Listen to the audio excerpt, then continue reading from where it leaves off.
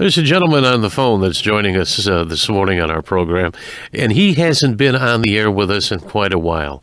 I don't know why. It's my fault if anybody is to blame. But Bob Tucker is up with elder care, is it? Yeah, that's right, Bill. Good morning. Good Great morning. To be How back are you? With you. Yeah, they just moved, too. They had a huge move. It took them, all of maybe about a half a day to move? That was about it, right. Yeah. About 2 miles up the road.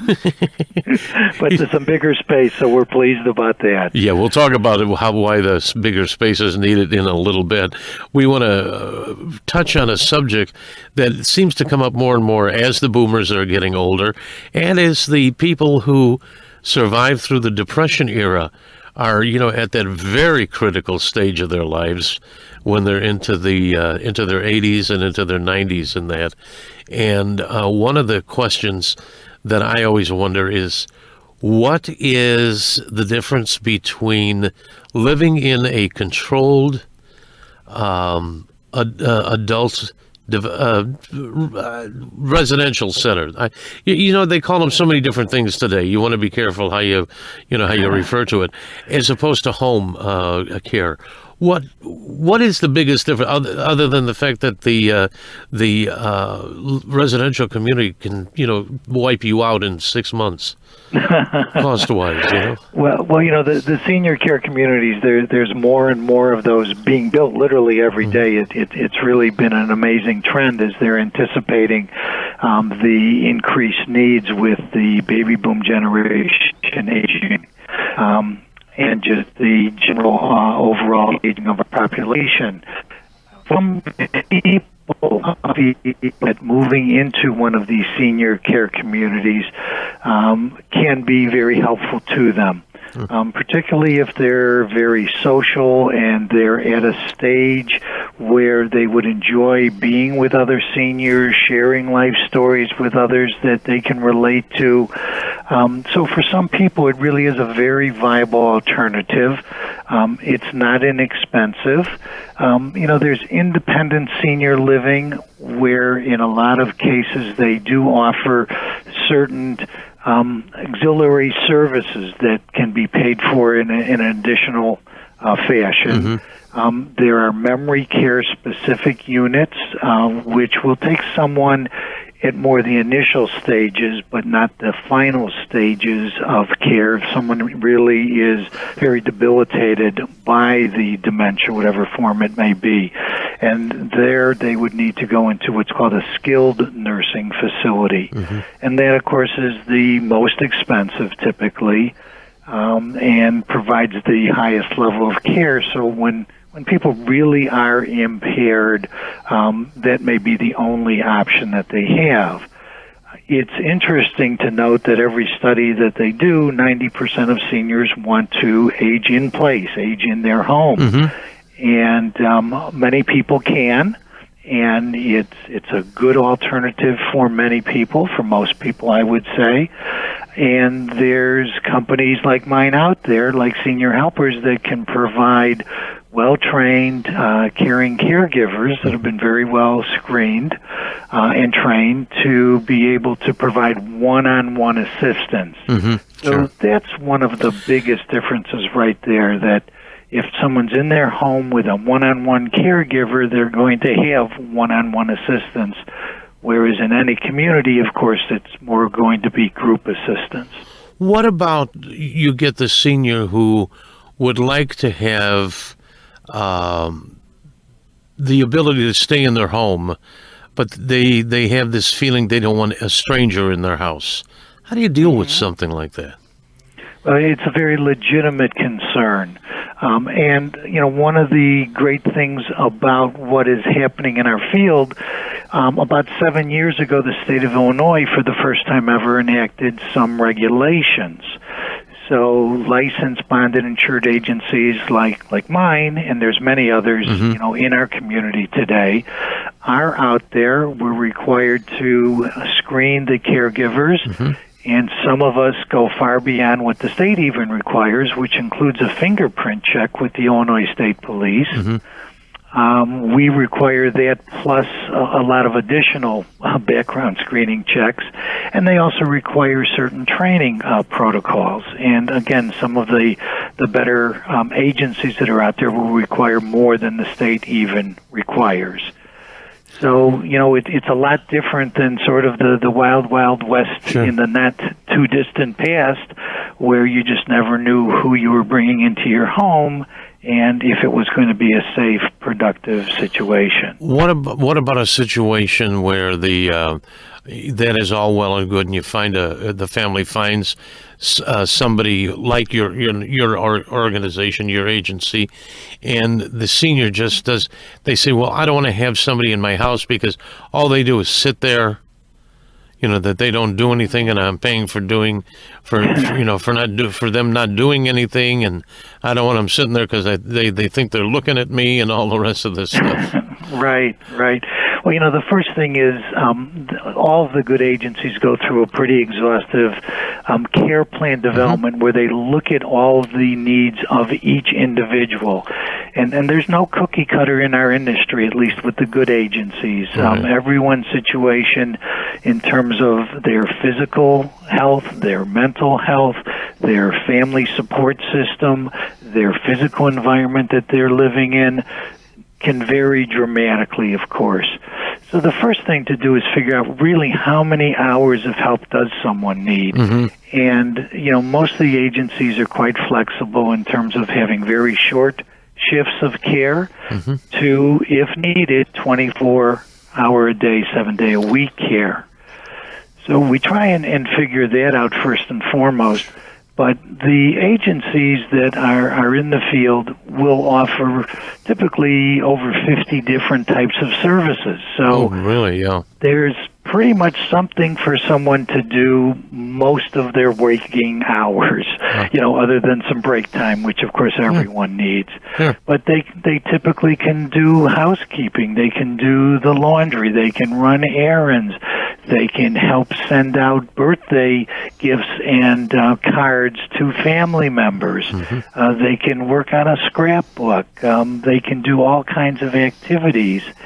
And again, the better agencies will actually help the caregivers with productive activities that they will suggest to the senior and see if they can't get them involved in some things that would be good for them cognitively as well as physically.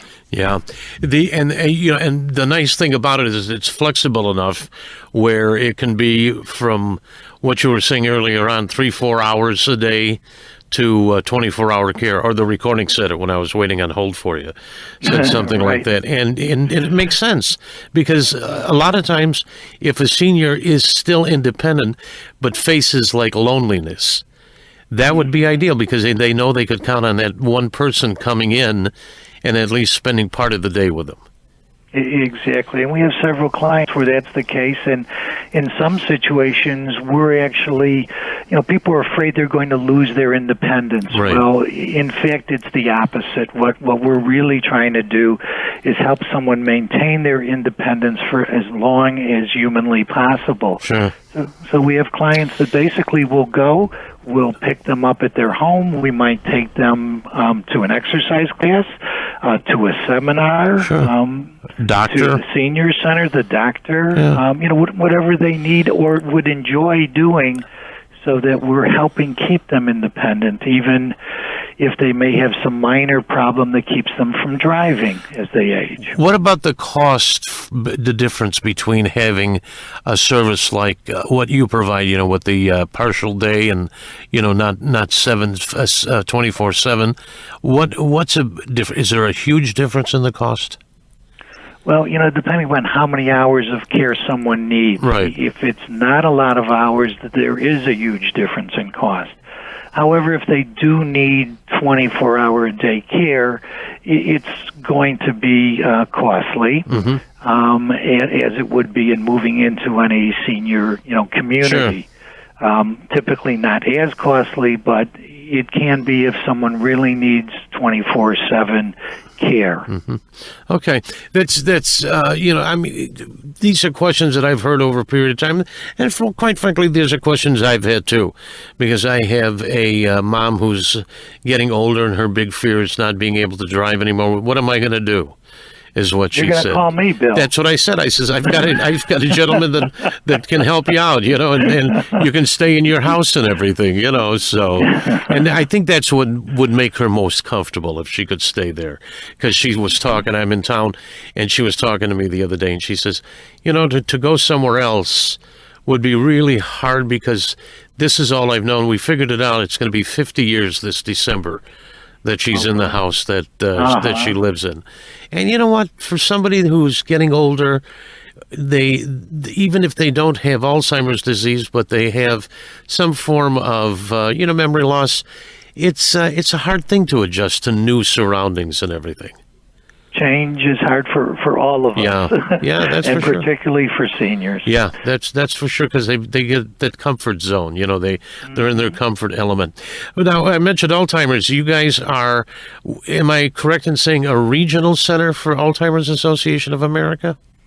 Well, we're the CARES affiliate office for the Alzheimer's Foundation of America, which is based in New York. Mm-hmm. So for the entire metropolitan Chicago area, we have been selected to be their affiliate office. Huh. And what that really means to the community is that we have a tremendous amount of resources mm-hmm. that are available to people.